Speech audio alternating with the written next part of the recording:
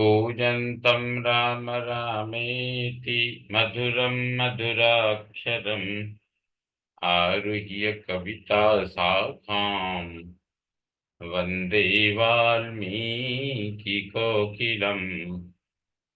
वाल्मीकिर्मुनिसिंहस्य कवितावनचारिणः शृण्वन् रामकथानादम्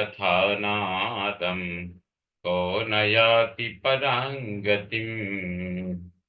यः पिबन् सततं राम चरितामृतसागरम् अतृप्तस्तं मुनिं वन्दे प्राचेतसमकल्मषम्। गोष्पदीकृतवारीशं मशकीकृतराक्षसं रामायण महामाला रत्नं वन्दे नीलात्मजम्। अञ्जनानन्दनं वीरं जानकी शोकनाशनं कपीशमक्षहन्तारम् वन्दे लंका भयंकरम्। अवताम समेताम। श्रीमद् वाल्मीकि रामायण पारायणोपक्रमे श्रीमद् वाल्मीकि रामायणस्य महात्म्यम् इति वर्णने चतुर्थोऽध्यायः आरभ्यते। इस अध्याय में चैत्र मास में रामायण के पठन और श्रवण का महात्म्य, कलिक नामक व्याध और उत्तंक मुनि की कथा, यह वर्णन वर्णित है। नारद उवाच अन्यमासं प्रवक्ष्यामि शृणुध्वं सुसमाहिता सर्वपापहरं पुण्यं सर्वदुःखनिबर्हणम् ब्राह्मण क्षत्रिय विशां शूद्राणां चैव योषितां समस्त काम फलदं सर्वव्रत फलप्रदम् दुःस्वप्ननाशनं धन्यं भुक्ति मुक्ति फलप्रदम् रामायणस्य माहात्म्यं श्रोतव्यं च प्रयत्नतः। नारद जी कहते हैं, महर्षियों, अब मैं रामायण के पाठ और श्रवण के लिए उपयोगी दूसरे मास का वर्णन करता हूँ। एकाग्रचित्त होकर सुनो। रामायण का महात्म्य समस्त पापों को हर लेने वाला, पुण्यजनक तथा संपूर्ण दुखों का निवारण करने वाला है। वह ब्राह्मण, क्षत्रिय, वैश्य, शूद्र तथा स्त्री, इन सबको समस्त मनोवांछित फल प्रदान करने वाला है। इससे सब प्रकार के व्रतों का फल भी प्राप्त होता है। वह दुस्वप्न का नाशक, धन की प्राप्ति कराने वाला तथा भोग और मोक्ष रूप फल देने वाला है। अतः उसे प्रयत्न पूर्वक सुनना चाहिए। अत्रैवोदाहरन्तीमम् इतिहासं पुरातनम् पठतां शृण्वतां चैव सर्वपापप्रणाशनम्। इसी विषय में विज्ञ पुरुष एक प्राचीन इतिहास का उदाहरण देते हैं। वह इतिहास अपने पाठकों और श्रोताओं के समस्त पापों का नाश करने वाला है। आसीत् पुरा कलियुगे कलिको नाम लुब्ध कहा परदार परद्रव्य हरणे सततम रतः। प्राचीन कलयुग में एक कलिक नाम वाला व्याध रहता था। वह सदा पराई स्त्री और पराये धन के अपहरण में ही लगा रहता था। परनिंदा परो नित्यम जंतु पीड़ा करस्तथा हतवान ब्राह्मणान गावः ततसोऽथ सहस्रशः। दूसरों की निंदा करना उसका नित्य का काम था। वह सदा सभी जंतुओं को पीड़ा दिया करता था। उसने कितने ही ब्राह्मणों तथा सैकड़ों हजारों गौओं की हत्या कर डाली थी। देवस्वहरणे नित्यं परस्वहरणे तथा तेन पापान्यनेकानि कृतानि सुमहान्ति च। पराये धन का तो वह नित्य अपहरण करता ही था, देवता के धन को भी हड़प लेता था। उसने अपने जीवन में अनेक बड़े बड़े पाप किए थे। न तेषां शक्यते वक्तुं संख्यावत्सर कोटिभिः सकदाचिन्महापापो जन्तूनामन्तकोपमः। सौवीरनगरं प्राप्तः सर्वैश्वर्यसमन्वितम् योषिद्भिर्भूषिताभिश्च सरोभिर्विमलोदकैः अलङ्कृतं विपणिभिर्ययौ देवपुरोपमम्। उसके पापों की गणना करोड़ों वर्षों में भी नहीं की जा सकती थी। एक समय वह महापापी व्याध, जो जीव जंतुओं के लिए यमराज के समान भयंकर था, सौवीर नगर में गया।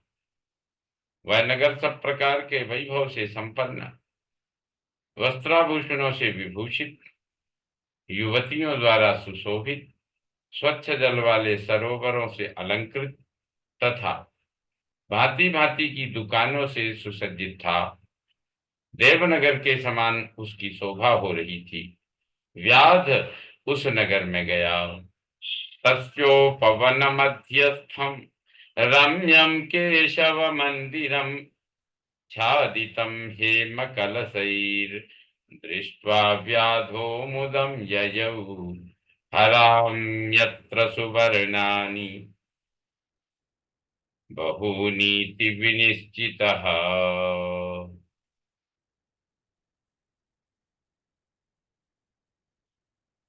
सौवीर नगर के उपवन में भगवान केशव का बड़ा सुंदर मंदिर था, जो सोने के अनेकानेक कलशों से ढका हुआ था। उसे देखकर व्याध को बड़ी प्रसन्नता हुई। उसने यह निश्चय कर लिया कि मैं यहाँ से बहुत सा सुवर्ण चुराकर चलूंगा। जगाम राम भवनम कीनासश्चौर्यलोलुपः तत्रापश्यद् द्विजवरम शांतं तत्त्वार्थकोविदम् परिचर्यापदं विष्णो पर परिचर्यात्मकं विष्णोः उत्तंकं तपसां निधिम् एकाकिनं दयालुं च निष्पृहं ध्यानलोलुपम्। ऐसा निश्चय करके वह चोरी पर लट्टू रहने वाला व्याध श्री राम के मंदिर में गया।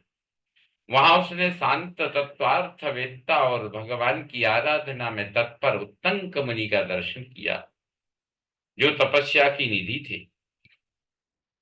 वे अकेले ही रहते थे। उनके मन में केवल भगवान के ध्यान का ही लोभ बना रहता था।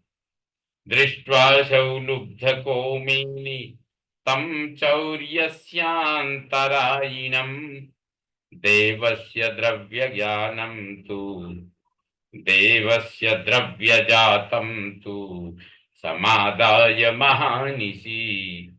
उन्हें वहां उपस्थित एक व्याध ने उनको चोरी में विघ्न डालने वाला समझा। तदनंतर जब आधी रात हुई, तब वह देवता संबंधी द्रव्य समूह लेकर चला। उत्तंकम हंतुमारेभि उद्यता सिरमहो उद्यता सिरमदोद्धतः पादेनाक्रम्य तद्वक्षो गलम संगृह्य पाणिना। उस मदोन्मत्त व्याध ने उत्तंक मुनि की छाती को अपने एक पैर से दबाकर हाथ से उन उनका गला पकड़ लिया और तलवार उठाकर उन्हें मार डालने का उपक्रम किया। हंतुम कृतमतिम व्याधम उत्तंको प्रेक्ष्य चाब्रवीत।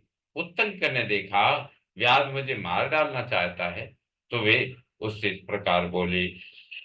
उत्तंक उवाच भो भो साधो वृथा माम त्वम हनिष्यसि निरागसम। उत्तंक ने कहा, ओ भले मनुष्य, ओ भले मानुष, तुम व्यर्थ ही मुझे मारना चाहते हो। मैं तो सर्वथा निरपराध हूँ। मया किमपराधम ते तद वद त्वं तद वद त्वं च लुब्धक कृतापराधिनो लोके हिंसां कुर्वन्ति यत्नतः न हिंसन्ति वृथा सौम्य सज्जनाप्यप सज्जना अप्यपापिनम्। लुब्धक, बताओ तो सही, मैंने तुम्हारा क्या अपराध किया है? संसार में लोग अपराधी की ही प्रयत्न पूर्वक हिंसा करते, सौम्य सज्जन निरपराध की व्यर्थ हिंसा नहीं करते हैं। विरोधिष्वपि मूर्खेषु निरीक्ष्यावस्थितान् गुणान् विरोधम नाधिगच्छन्ति सज्जना शांतचेतसः। शांतचित्त साधु पुरुष अपने विरोधी तथा मूर्ख मनुष्यों में भी सद्गुणों की स्थिति देखकर उनके साथ विरोध नहीं करते हैं। बहुधा वाच्यमानोऽपि यो न रक्षमयान्वितः तमुत्तमं नरं प्राहुर्विष्णु प्रियतरम तथा। जो मनुष्य बारंबार दूसरों की गाली सुनकर भी क्षमाशील बना रहता है, वह उत्तम कहलाता है। उसे भगवान विष्णु का अत्यंत प्रिय जन बताया गया है। सुजनो नया सुजनो न याति वैरम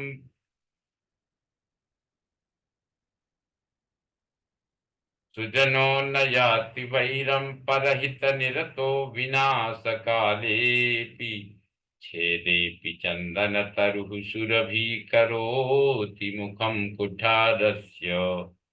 दूसरों के हित साधन में लगे रहने वाले साधुजन किसी के द्वारा अपने विनाश का समय उपस्थित होने पर भी उसके साथ वैर नहीं करते। चंदन का वृक्ष अपने को काटने पर भी कुठार की धार को सुवासित ही करता है। अहो विधिर वै बलवान बाधते बहुधा जनान सर्वसंग विहीनो भी बाध्यते तु दुरात्मना। अहो, विधाता बड़ा बलवान है, वह लोगों को नाना प्रकार से कष्ट देता रहता है। जो सब प्रकार के संग से रहित है उसे भी दुरात्मा मनुष्य बताया जाता है। मनुष्य उसे भी दुरात्मा मनुष्य सताया करते हैं। अहो निष्कारणम लोके बाधन्ते दुर्जना जना धीवरा पिशुना व्याधा लोके कारण वैरिणः। अहो दुष्ट जन, इस संसार में बहुत से जीवों को बिना किसी अपराध के ही पीड़ा देते हैं। मल्लाह मछलियों के, चुगलखोर सज्जनों के और व्याध मृगों के इस जगत में अकारण वैरी होते हैं। अहो निष्कारणम लोके बाधन्ते बाधन्ते दुर्जना जनान धीवरा पिशुना व्याधा लोके कारण वैरिणः। अहो दुष्ट जन, इस संसार में बहुत से जीवों को बिना किसी अपराध के ही पीड़ा देते हैं, जैसे मल्लाह मछलियों को, चुगलखोर सज्जनों के और व्याध मृगों के इस जगत में अकारण वैरी होते हैं। अहो बलवती माया मोहयत्यखिलम जगत पुत्र मित्र कलत्राद्यै सर्व दुखे न योज्यते। अहो, माया बड़ी प्रबल है, यह संपूर्ण जगत को मोह में डाल देती है तथा स्त्री पुत्र और मित्र आदि के द्वारा सबको सब प्रकार के दुखों से संयुक्त कर देती है। परद्रव्यापहारेण कलत्रं पोषितं च यत् अन्ते तत्सर्वमुत्सृज्य एक एव प्रयाति वही। मनुष्य पराये धन का अपहरण करके जो अपनी स्त्री आदि का पोषण करता है वह किस काम का, क्योंकि अंत में उन सब को छोड़कर वह अकेला ही परलोक की राह लेता है। मम माता मम पिता मम भार्या मम आत्मजा ममेदमिति जंतूनाम ममता बाधते वृथा। मेरी माता, मेरे पिता, मेरी पत्नी, मेरे पुत्र तथा मेरा यह घरवास, इस प्रकार ममता व्यर्थ ही प्राणियों को कष्ट देती है।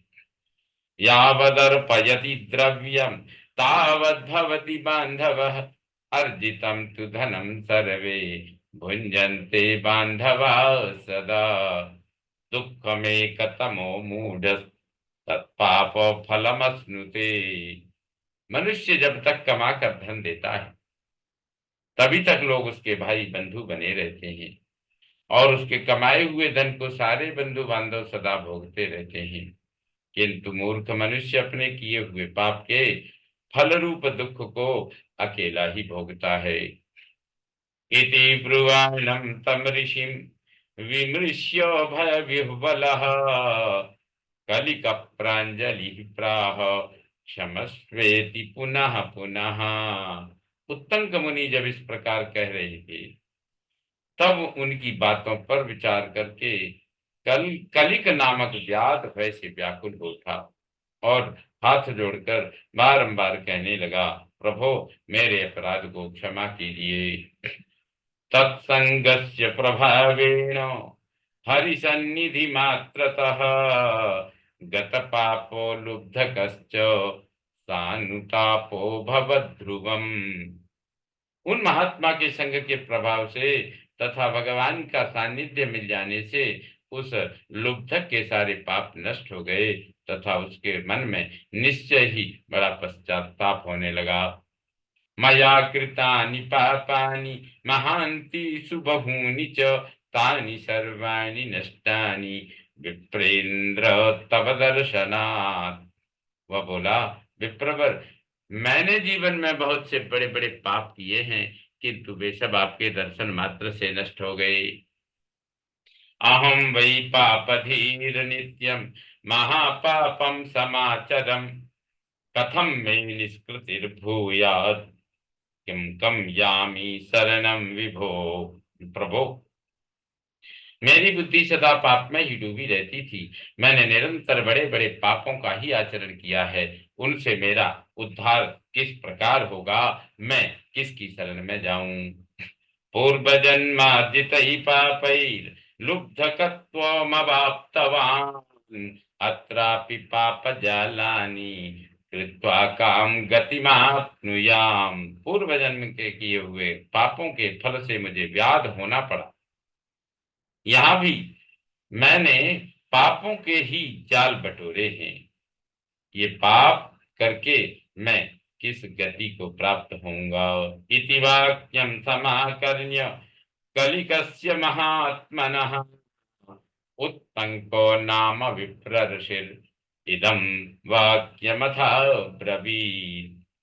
महामना कलिक की यह बात सुनकर ब्रह्मर्षि उत्तंक इस प्रकार बोले। उत्तंक उवाच साधु साधु महाप्राज्ञ मतिस्ते विमलोज्ज्वला यस्मात् संसार दुःखानां नाशोपायमभीप्ससि। उत्तंक ने कहा, महामते व्याध तुम धन्य हो, तुम्हारी बुद्धि बड़ी निर्मल और उज्जवल है क्योंकि तुम संसार संबंधी दुखों के नाश का उपाय जानना चाहते हो। तो चैत्रे मासि शिते पक्षे कथा रामायणस्य च नवान्ना किल श्रोतव्या भक्ति भावेन सादरम यस्य श्रवण मात्रेण सर्व पापै प्रमुच्यते। चैत्र मास के शुक्ल पक्ष में तुम्हें भक्ति भाव से आदर पूर्वक रामायण की नवाह कथा सुननी चाहिए। उसके श्रवण मात्र से मनुष्य समस्त पापों से छुटकारा पा जाता है। तस्मिन् क्षणिसौ कलिको लुब्धको वीतकल्मषः रामायण कथां श्रुत्वा सत्य पंचत्वमागतः। उस समय कलिक व्याध के सारे पाप नष्ट हो गए। वह रामायण की कथा सुनकर तत्काल मृत्यु को प्राप्त हो गया। उत्तंक पतितम वीक्ष्य लुब्धकम तम दयापरः एतद्दृष्ट्वा विस्मितश्च अस्तौषीत् कमलापतिम। व्याध को धरती पर पड़ा हुआ देख दयालु उत्तंक मुनि बड़े विस्मित हुए। फिर उन्होंने भगवान कमलापति का स्तवन किया। कथाम रामायणस्यापि श्रुत्वा विश्रुत्वा च वीतकल्मषः दिव्यम विमानमारुह्य मुनिमे तदथा ब्रवीत। रामायण की कथा सुनकर निष्पाप हुए व्याध दिव्य विमान पर आरूढ़ हो उत्तंक मुनि से इस प्रकार बोले। विमुक्तस्तव विमुक्तस्तव विमुक्तस्त्वत्प्रसादेन महापातक संकटात् तस्मान्नतोऽस्मि ते विद्वन् यत्कृतं तत् क्षमस्व मे। विद्वन, आपके प्रसाद से मैं महापातकों के संकट से मुक्त हो गया, अतः मैं आपके चरणों में प्रणाम करता हूँ। मैंने जो किया है मेरे उस अपराध को आप क्षमा कीजिए। सूत उवाच इत्युक्त्वा देवकुसुमयी इत्युक्त्वा देवकुसुमैर् मुनिश्रेष्ठमवाकिरत् प्रदक्षिणात्रयं कृत्वा नमस्कारं चकारः। सूत जी कहते हैं, ऐसा कहकर कलिक ने मुनिश्रेष्ठ उत्तंक पर देव कुसुमों की वर्षा की और 3 बार उनकी परिक्रमा करके उन्हें बारंबार नमस्कार किया। ततो विमानमारुह्य सर्व काम समन्वितम अप्सरो गण संकीर्णम प्रपेदे हरि मंदिरम। तत्पश्चात अप्सराओं से भरे हुए संपूर्ण मनोवांछित भोगों से संपन्न विमान पर आरूढ़ हो वह श्री हरि के परम धाम में जा पहुंचे। तस्मात् शृणुध्वं विप्रेन्द्र कथां रामायणस्य च चैत्रे मासि सिते पक्षे श्रोतव्यं च प्रयत्नतः नभान्ना किल रामस्य रामायण कथामृतम्। अतः विप्रवरो, आप सब लोग रामायण की कथा सुने। चैत्र मास के शुक्ल पक्ष में प्रयत्न पूर्वक रामायण की अमृतमयी कथा का नवाह पारायण अवश्य सुनना चाहिए।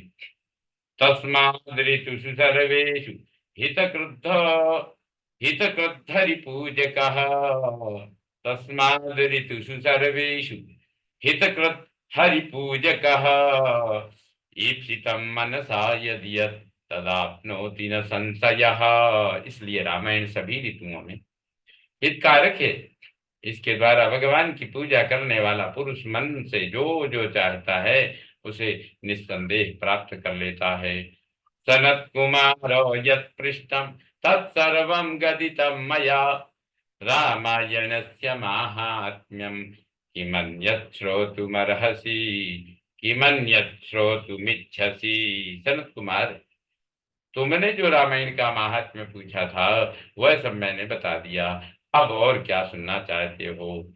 इस प्रकार श्री स्कंद पुराणी उत्तरखंडे नारद सनत कुमार संवादे रामायण महात्म्य चैत्र मास फलानुकीर्तनम नाम चतुर्थोऽध्यायः संपूर्णतां याति।